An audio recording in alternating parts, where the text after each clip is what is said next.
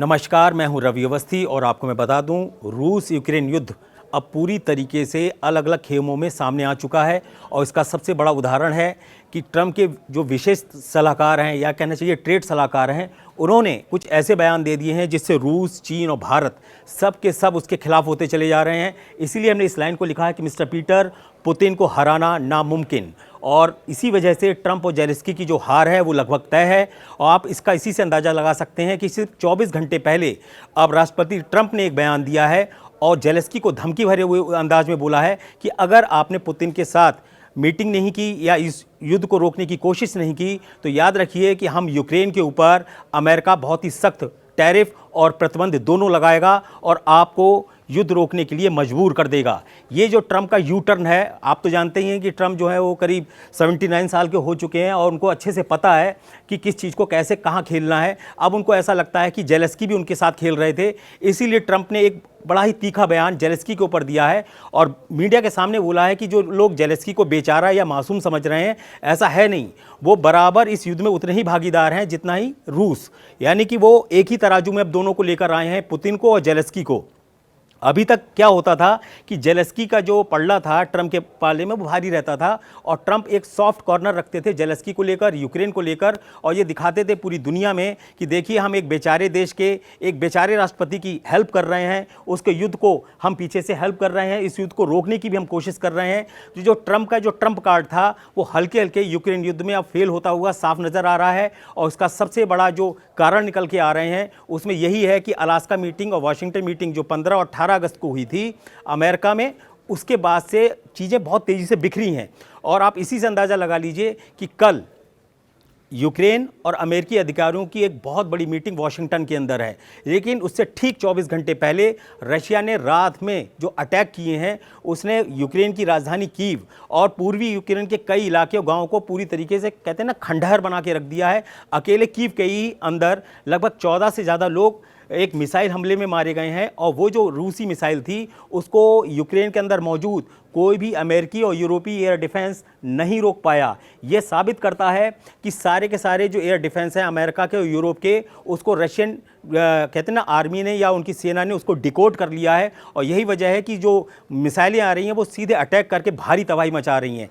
यहाँ पर इस खबर में हम आपको 3 या 4 चरण बता देते हैं कि आखिर इस युद्ध में चल क्या रहा है और ट्रंप इतने ज़्यादा बौखलाए हुए क्यों हैं, क्यों भारत को ज़बरदस्ती यूक्रेन युद्ध में घसीटने की कोशिश अब अमेरिकी अधिकारियों की तरफ से होने लगी है, क्यों बार बार अमेरिका बोल रहा है कि सिर्फ भारत की वजह से जो रशिया है वो युद्ध को जीत रहा है और यूक्रेन पर हमला कर रहा है। यूक्रेन में जो नरसंहार हो रहा है रशिया की तरफ से, उसमें वो भारत को भी शामिल करने की कोशिश कर रहा है। इसकी 2 वजह हैं। एक पहली वजह यह है कि कल 27 अगस्त से जो टैरिफ स्टार्ट हुआ है भारत के ऊपर 50% का, उसको देखकर ट्रंप को लग रहा था कि शायद भारत जो है वो 27 अगस्त से पहले अमेरिका के सामने सरेंडर करेगा या कोई वार्ता करेगा और कहेगा कि आप इतना हैवी जो टैरिफ है वो हमारे ऊपर मत लगाइए, 50% का टैरिफ जो है वो भारत सहन नहीं कर पाएगा, आप इसको कम कर दीजिए और उसके एवज में हम बोलेंगे भारत से कि आप एक काम करिए, रशिया से तेल लेना बंद कर दीजिए, उसको हम 25% पे ले आएंगे और इस तरीके से भारत का 25% टैरिफ जो है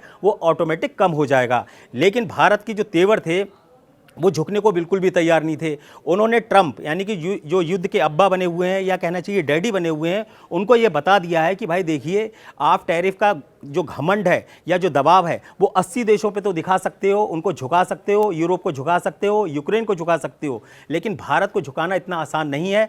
भारत अपनी शर्तों पे सारे व्यापार करेगा, वो रशिया से लगातार तेल ले रहा है और लेता रहेगा। ये जो संदेश अमेरिका गया, उससे क्या हुआ कि जो ट्रंप सरकार का जो एक कहते हैं ना, एक उसके ट्रंप सरकार के अंदर कई कहते हैं ना गुट हैं। एक ऐसा गुट है जो ट्रंप का सबसे चहेता माना जाता है, उसी में एक है पीटर।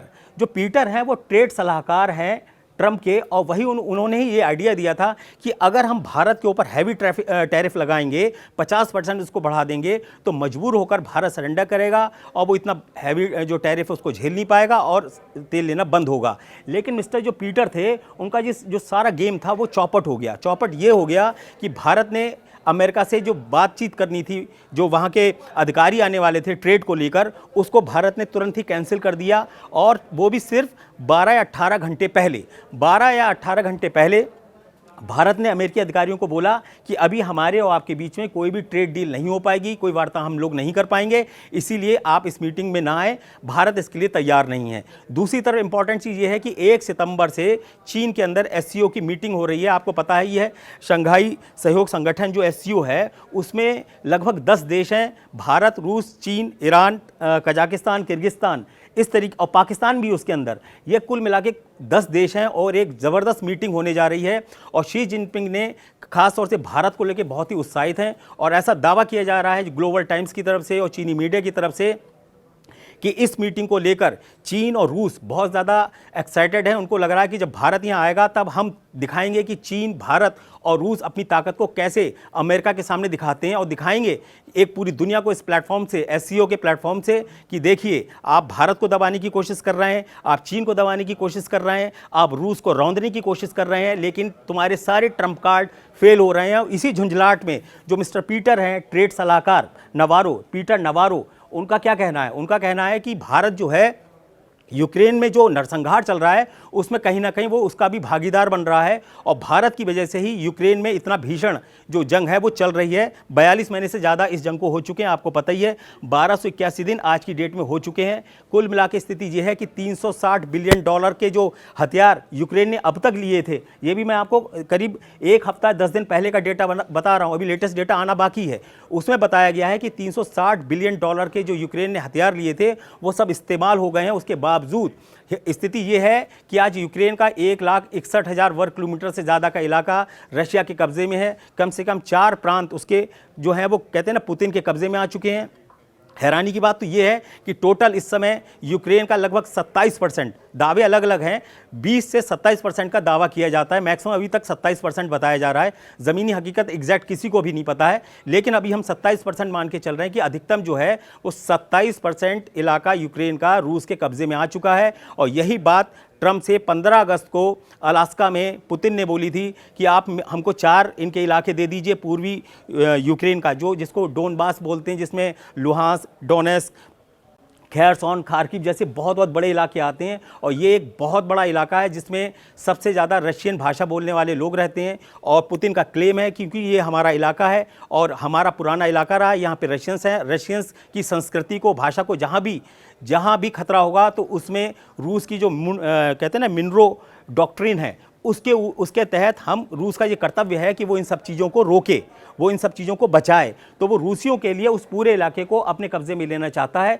और रशिया ने इसीलिए पूर्वी जो यूक्रेन है उसका पूरा का पूरा बड़ा इलाका अपने कब्जे में लेने के लिए अलास्का में पुतिन से बात की थी। पुतिन ने मीटिंग को बोला कि भाई ये मीटिंग बड़ी ज़बरदस्त हुई है पुतिन के साथ, और मैं हो सकता है बहुत जल्दी जेलेंस्की और पुतिन की भी मीटिंग करा दूंगा। और वो जोश जोश में यहाँ तक बोले कि मैं इस मीटिंग को 10 में से 10 अंक दूंगा।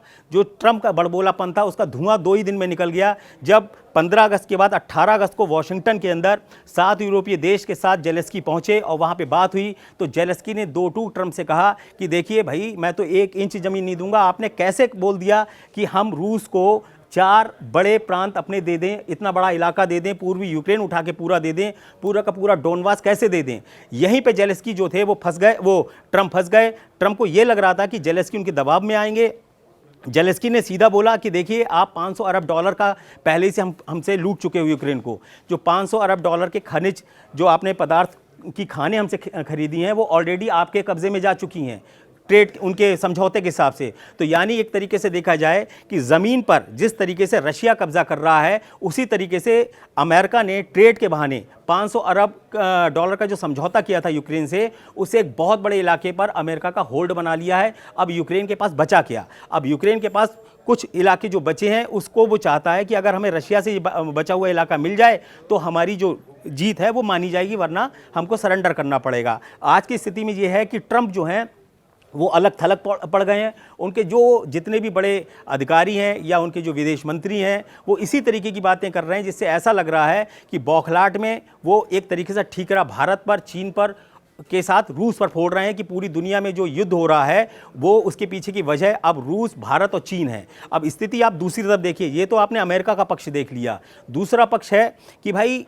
रूस कहाँ पे स्टैंड कर रहा है। रूस जो ऑलरेडी 42 महीने से ज़्यादा जंग जीत रहा है, जिसके ऊपर बहुत ही सख्त प्रतिबंध लगे हुए हैं। उसके पास एक जरिया है कि वो अपना तेल को बेचे, और वो सस्ता तेल बेच रहा है, भारत उसको खरीद रहा है। इसमें कोई जोर जबरदस्ती नहीं है, ना रशिया के ऊपर ना भारत के ऊपर। इसी तरीके से चीन दुनिया में सबसे ज़्यादा तेल रूस से ले रहा है, लेकिन इसके ऊपर टैरिफ से 25% लगाया है, भारत पर 50% लगाया है। उसकी पीछे की वजह ये थी कि उनको लगा कि जो चीन है वो बड़ा आर्थिक नुकसान सहन करने की स्थिति में है, शायद भारत नहीं होगा। और यहीं पर ट्रंप का जो आकलन था वो पूरी तरीके से फेल साबित हुआ।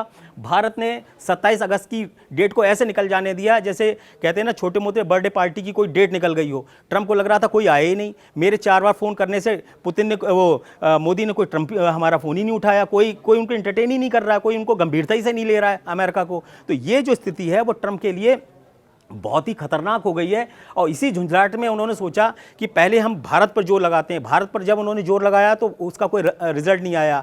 इसीलिए अब जेलेंस्की के ऊपर ट्रंप ने आखिरी बार किया है कि भाई अगले 2 हफ्ते के अंदर आप क्लियर कट बताइए, आप पुतिन से मीटिंग करेंगे या नहीं करेंगे। अगर आप नहीं करेंगे और युद्ध नहीं रोकेंगे तो हम यूक्रेन के ऊपर एक हैवी ट्रैफिक कहना जो टैरिफ और कहते हैं प्रतिबंध लगा देंगे। उसके बाद यूक्रेन को कहते हैं ना, जीत तो दूर की बात रही, यूक्रेन को बचाने वाला कोई नहीं होगा, पुतिन पूरे यूक्रेन पे कब्जा कर लेंगे। अब इसमें 2 थ्योरीज चल रही हैं पश्चिमी मीडिया में कि ट्रंप जानबूझकर पुतिन के इशारे पर अब जेलेंस्की को धमकी दे रहे हैं कि वो कम से कम 4 इलाके लौटा दे। अगर यूक्रेन को अच्छे से पता है कि अगर उस पर इतना हैवी टैरिफ लगा जैसा भारत पे लगा या चीन पे लगा, तो वो तो ऐसी स्थिति में है ही नहीं। वो तो खुद ही कर्जदार है, वो तो खुद ही मांग कर हथियार ले रहा है, वो कहाँ से ये सब चीज़ों को निपटा पाएगा। तो ऐसी स्थिति में हो सकता है कि वो रशिया को कुछ इलाके दे दे बड़े वाले, जो पुतिन की मिशन के अंतर्गत आते हैं। दूसरी इंपॉर्टेंट चीज़ ये है कि भारत के ऊपर दबाव बनाने का ये उन्होंने एक सोचा था कि जब भारत तेल ही नहीं खरीदेगा तो रशिया इतना युद्ध नहीं कर पाएगा, लेकिन वो भी सारी चीज़ें गड़बड़ हो गई। अब मज़े की बात आप देखिए, एक तरफ भारत पर 50% का टैरिफ लगा रहे हैं, वहीं दूसरी तरफ पुतिन ने अलास्का मीटिंग के बाद एक बयान दिया था कि जब से ट्रंप आए हैं भारत और रूस का जो व्यापार है वो 20% तक बढ़ा है। आप देखिए दोगलापन, देखिए ट्रंप का, मतलब रशिया के साथ 20% का उनका व्यापार बढ़ा है, लेकिन भारत क्योंकि व्यापार कर रहा है रशिया के साथ, उसको लेके उनको खलबली मची है। इसके पीछे के भी 2 खेल बताए जा रहे हैं। दावा यह किया जा रहा है कि जब पूरी दुनिया कोरोना में बिलबिला रही थी और तड़प रही थी पूरी दुनिया, जिसमें भारत भी शामिल था, उस वक्त भारत ने बहुत सारी स्ट्रेटजीज ऐसी बनाई थी कि भाई आने वाले फ्यूचर में हमें किन चीज़ों पे ध्यान देना चाहिए। तो निकल कर ये आया कि हमें तेल और ईंधन पर विशेष ध्यान देना होगा, क्योंकि जब कोरोना जाएगा तो उसके बाद एक मार्केट में बूम आएगा, प्रोडक्शन हर चीज़ के बढ़ेंगे, तो तेल की और हर तरीके के गैस की उसकी कीमतें जो होंगी ऊपर जाएंगी और उसकी खपत बहुत ज़्यादा होगी। तो भारत ने अपनी तेल कंपनियों को इसके लिए प्रिपेयर किया था और उन्होंने छोटे देश से लेकर बड़े देश से लेकर रशिया जैसे देशों से अपने पहले ही डील फाइनल कर ली थी। तो जैसे ही कोरोना काल ख़त्म हुआ, उसी के कुछ ही कहते हैं ना भाई 20-21 तक तो आपका कोरोना ही पूरे दुनिया को झकझोरता रहा और 2022 से यूक्रेन युद्ध शुरू हो गया, तो बीच में कोई गैप ही नहीं अगर देखा जाए। तो ऐसे में भारत ने क्या किया कि अपनी तेल कंपनियों को इतना मजबूत कर दिया कि वो हैवी अपने जो टैंकर होते हैं तेल लेकर, उसकी डील लेकर उन्होंने खुद भी अपने यहाँ पहले हमने अपने भंडार को भरा, और जो हमारे पास एक्सेस मात्रा में था उसको हमने अफ्रीकन कंट्रीज़ में और अदर कंट्रीज़ में, यूरोप की कंट्रीज़ में उसको बहुत तेज़ी से बढ़ाया। क्योंकि भारत की जो रिफाइनरी जो है तेल रिफाइनरी है उनकी कैपेसिटी बहुत बढ़िया वर्ल्ड में मानी जाती है, और भारत बहुत मात्रा में इसलिए तेल खरीद पा रहा है क्योंकि हमारे पास कैपेसिटी है, हमने उसको बनाया है। इसीलिए अब ट्रंप ने बोला है कि अब क्या किया जाए।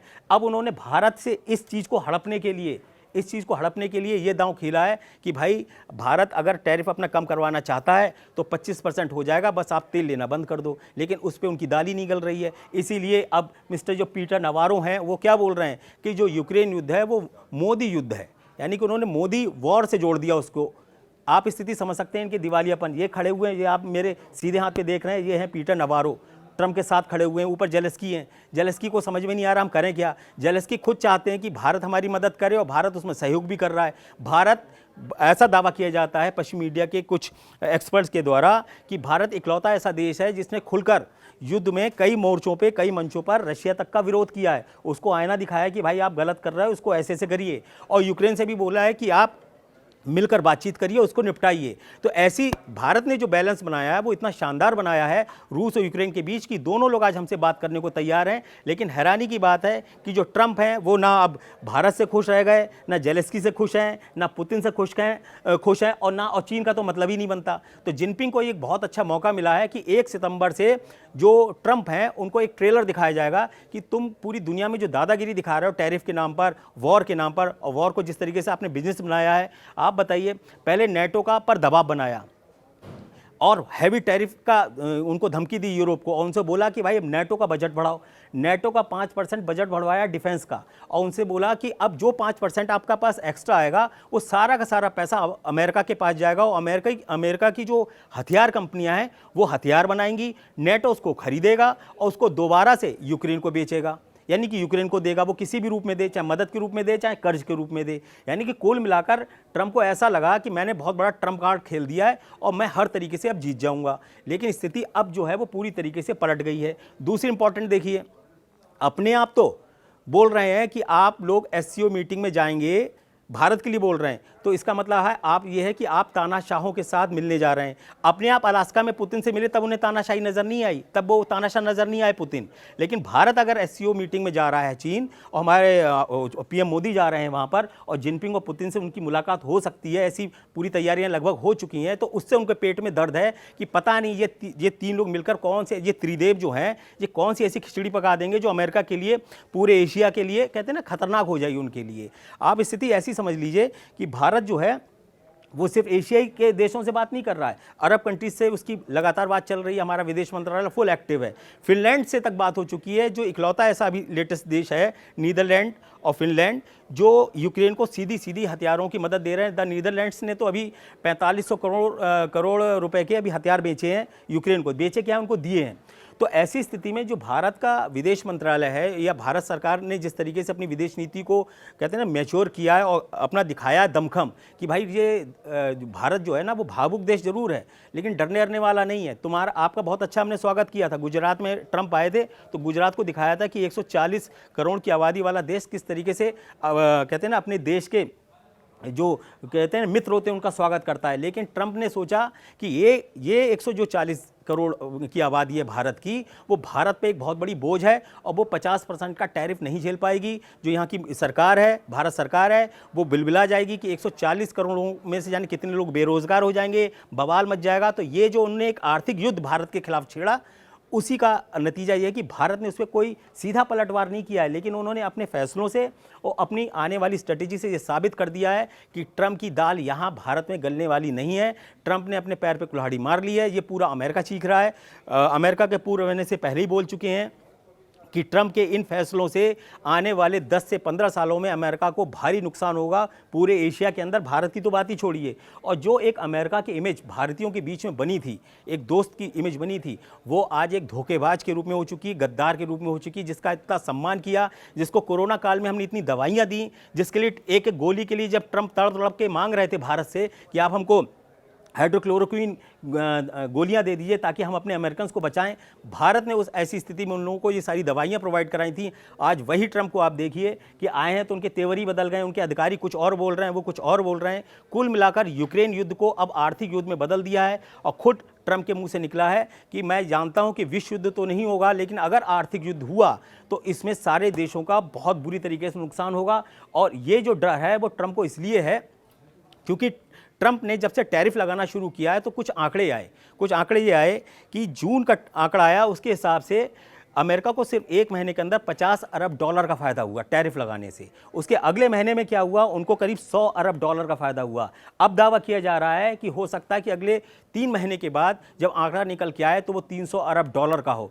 तो ट्रंप को लगा कि यार ये बहुत बढ़िया है, युद्ध होने दो और टैरिफ बढ़ाओ, पैसा कमाओ और अब कहते हैं ना अमेरिकन की तरक्की करो और पूरी जो दुनिया है उसको उसमें युद्ध में झोंक के रखो। तो यही वजह है कि ट्रंप ने सोचा कि एक तरफ बिजनेस भी कर लो, युद्ध भी रुकवा लो, युद्ध करवा भी लो, भारत को धमका भी लो, तेल भी रुकवा दो, बिजनेस भी रुकवा दो। कुल मिलाकर ये जो ट्रंप ने खिचड़ी पकाई है उसमें वो खुद ही फंस गए हैं, वो उनके लिए एक दलदल बन चुका है। अब ना जेलेंस्की का ट्रंप पे कोई ट्रस्ट रह गया। और कल की मीटिंग के बारे में जो ट्रंप के एक विशेष सलाहकार हैं स्टीव विटकॉफ के बारे में आपको पहले भी बता चुका हूं, फिर से आपको बता देता हूं कि जब 6 अगस्त को पुतिन की मीटिंग हुई थी स्टीव विटकॉफ से, तभी एक मसौदा तैयार हुआ था कि भाई रूस को ट्रंप जो हैं वो दबाव डाल के जेलेंस्की से ये 4 इलाके दिलाएंगे, और स्टीव विटकॉफ ने ही उसका पूरा मसौदा तैयार किया था और ट्रंप की सलाह पे किया था और ट्रंप की राय से किया था। लेकिन बाद में वो सब चीज़ ध्वस्त होकर रह गई, कोई भी समझौता नहीं हुआ, कोई भी स्टेटमेंट नहीं आया, कोई आने वाले दिनों में जो अमेरिका है वो यूक्रेन का किस तरीके से साथ देगा और पुतिन को किस तरीके से मनाएगा, कुछ भी तैयार नहीं हुआ। कुल मिलाकर 15 अगस्त से लेके और अब तक आप ऐसे समझ लो कि जो ट्रंप हैं वो बुरी तरीके से फेल हुए हैं, और इसलिए ट्रंप और जेलेंस्की की हार तय है। इतनी बेइज्जती के साथ हार तय होगी, क्योंकि शायद मेरे ख्याल से दुनिया में कहीं अलग थलग ना पड़ जाए अमेरिका, ऐसी भी स्थिति आ सकती है, क्योंकि यूरोप भी जो है वो टैरिफ के चक्कर में ट्रंप से बिल्कुल भी खुश नहीं है। बस एक देश जरूर खुश है जो बहुत ज़्यादा गदगद है, वो हमारे पड़ोसी देश है पाकिस्तान। उसको जरूर लग रहा है कि कल को ट्रंप आएंगे, उनकी कंपनियां आएंगी और हमारे यहाँ तेल निकालेंगे और फिर हम उस तेल को भारत को बेचेंगे, जैसा कि ट्रंप ने दावा किया था। तो ट्रंप का जो पाकिस्तानी तेल था उसका भी धुआं निकल गया। भारत ने अपनी धमक दिखा दी कि रशिया हमारा एक बहुत ही पुराना एलाई है, हम उसको नहीं छोड़ सकते। ये 50% का टैरिफ जो है वो हमारी 60-70 साल की दोस्ती के ऊपर आंच नहीं आने देगा। ना ही हम इतने कमज़ोर और ना ही हम इतने बेवकूफ़ हैं कि हम आपके टैरिफ के चक्कर में रशिया जैसे एलाई को छोड़ दें, जिसके पास से हमें इतने हथियार मिलते हैं। और ट्रंप ने जो पूरी दुनिया में अमेरिका की इमेज बनाई है वो एक ऐसे देश की बना दी है जिसके ऊपर कोई भी रत्ती भर भी विश्वास करने को तैयार नहीं है। कब अमेरिका थाली के बैगन की तरह ट्रंप पलट जाए कोई ठीक नहीं है। इसीलिए अगले 24 से 26 घंटे के अंदर जो एक बड़ी मीटिंग अमेरिका के अंदर यूक्रेन और अमेरिकी अधिकारियों के बीच होने वाली है, उसके बाद ही ये तय हो जाएगा कि ये युद्ध अब किस तरफ जा रहा है, क्योंकि पुतिन ने जो अपनी बाजियां हैं वो पलट के रख दी हैं। जिस तरीके से कीव के ऊपर भयानक अटैक 600 मिसाइलों से हो चुके हैं 48 घंटे के अंदर, उससे साबित हो गया है कि पुतिन अब पूरी ताकत के साथ हमला करेंगे। और 1 सितंबर के बाद आप देखिएगा इनके पास मुश्किल से 1 या 1.5 हफ्ता बचेगा ट्रंप के पास। उसके बाद पूरी की पूरी जो बाजी है वो पलट जाएगी। अब ट्रंप ऐसी स्थिति में भी नहीं रहेंगे कि वो यूक्रेन को सही से हैंडल कर पाएँ या बचा पाएँ। हो सकता है कि चीन, भारत और रूस एससीओ समिट में 1 सितंबर को कुछ ऐसा प्लान बनाएं जो यूक्रेन होते हुए एक ऐसे समझौते पे पहुंचे जहां हमें अमेरिका की ज़रूरत ही ना पड़े, और इस नरक जो फैलाया हुआ है अमेरिका ने, उस दलदल से पूरी दुनिया बाहर निकल सकती है। इसके बारे में हमको 24 से 48 घंटे के अंदर अंदाज़ा लगना शुरू हो जाएगा।